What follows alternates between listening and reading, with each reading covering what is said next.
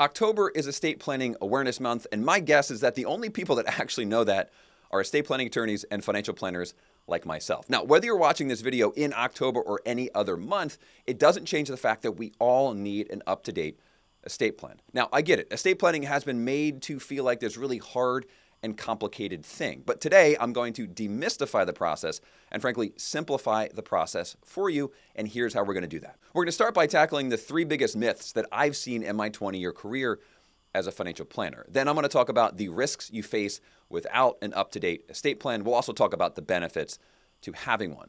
And then we'll tackle the essential or basic estate planning documents that you'll get as part of the process. And we'll wrap things up with your options for putting an estate plan in place and getting the necessary documents. Let's kick things off with the 3 biggest myths about estate planning. And number 1 is that it's only for rich or wealthy people.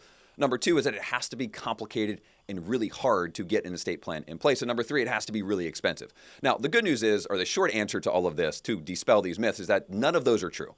Number 1, everybody needs an estate plan. Now, some people's estate plans are going to be more complicated, sophisticated, whatever you want to say, than others, but everyone needs a plan. And number 2, it doesn't have to be complicated or hard. The good news is there are new companies with new offerings, making it easier and more seamless to put a plan in place.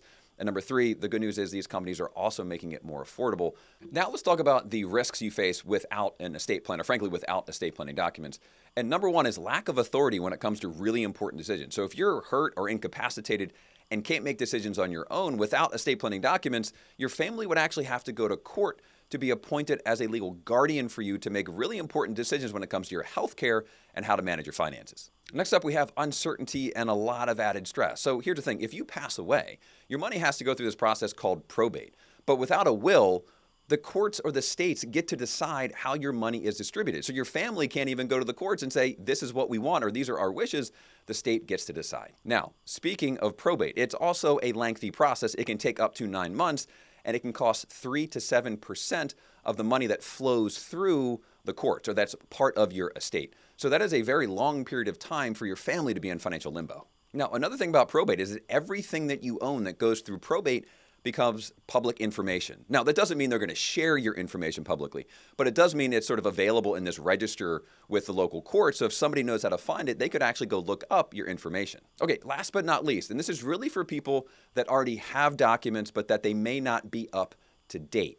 Then this happens if you get married or have another material life event, right? Have kids or you change states, because documents have to be state specific.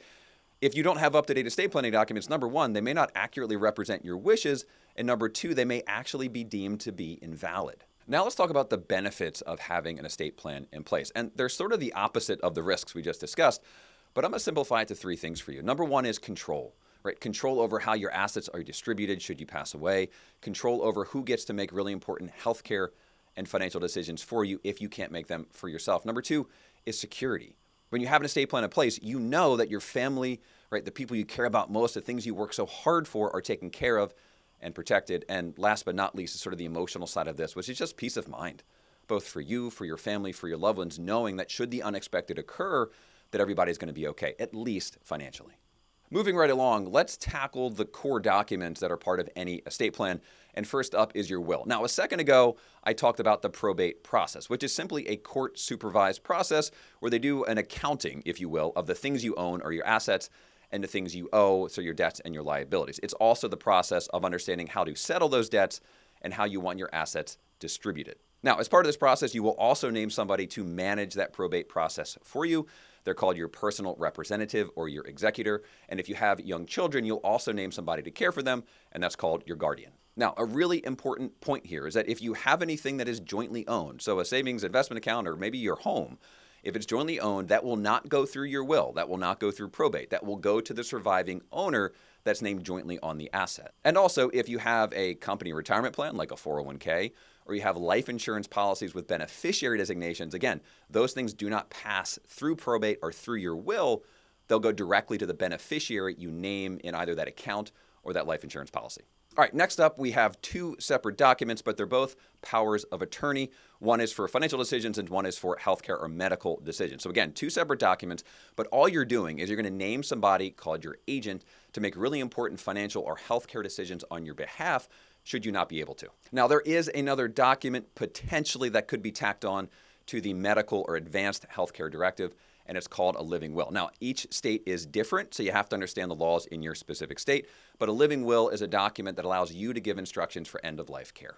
Last but not least, we have a document that isn't necessarily foundational to everyone's estate plan, but it might be part of yours, and it's called a trust. You might also hear it called a revocable or revocable trust, and that's because you can revoke it, change it, amend it, adjust it. You have complete flexibility of what you do with assets in your trust while you're still alive. The two primary benefits of a trust is that you have complete control over how those assets are managed and distributed when you pass away, even after you pass away. And number two is privacy. Anything that's in a trust doesn't go through the probate process and become part of your public records. Now, I hope at this point you're saying, I need to get estate planning documents, or maybe you're saying, I need to update my estate planning documents. In any case, what I want to do is help frame the decision-making process in terms of how you can go about doing that. Now, there are three things we really want to look for. Number one is personalized and state-specific solutions to you. Number two is going to be high-quality documents. That might seem like an obvious statement, but not all documents you get are going to be high quality. And the last piece is, I'll say, affordability, or at least an appropriate price point for getting the first personalization and high-quality documents for your plan. Okay, with that in mind, let's talk about option number one, which is going to be what I'll call a digital forward solution. Now, some options out there are LegalZoom, Trust and Will. I'm not recommending them. They're just some options you can go look into yourself. Now, the good news is these are going to tick the box for affordability. They are inexpensive options. The challenge that I've seen is you are probably going to lack a little bit of personalization. A lot of times they use boilerplate or templated documents. So it'll tick the box for affordability, but it may miss the mark if it comes to personalization and high-quality documents.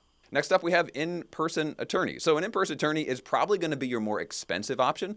I've seen them start at $3,000 and go up in price, but you will get highly personalized and state-specific documents. When it comes to high-quality documents, it really comes down to the quality of the attorney. If you choose the right one, you can get high quality with personalization. But again, it's going to be the more costly option or expensive option. That does not make it right or wrong or good or bad. It just means you have to understand, do I have a unique personal or family situation? Is my financial landscape complicated enough to make it worth the investment for an in-person attorney? All right, and last but not least, I'm going to say this is sort of a blend of number one and number two, which is the combination of intuitive technology to make the process easier and more seamless. And it's also supported by real, in-house attorneys behind the scenes, so you get personalized state-specific documents in all 50 states and U.S. territories. You're going to get high quality, again, because there are attorneys behind the scenes looking at the documents, making sure they're up to date based upon changing estate plans, or state laws, I should say. And also, at the end of the day, it's going to be more affordable than an in-person attorney, but it will be more expensive than your digital forward options like LegalZoom or Trust and Will. I'm a big fan of option three because it's a combination of the intuitive technology and the human behind-the-scenes support of real attorneys.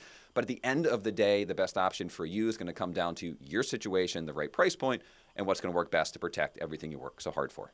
So there you have it. I hope that helped demystify and simplify the estate planning process. If you found this information helpful, please go ahead and like and subscribe. And frankly, if you know anybody out there that could benefit from this video or the estate planning process, please share it as well. Because at the end of the day, what we want to make sure is that everyone has the documents they need to protect their health, their wealth, and the people they care about most.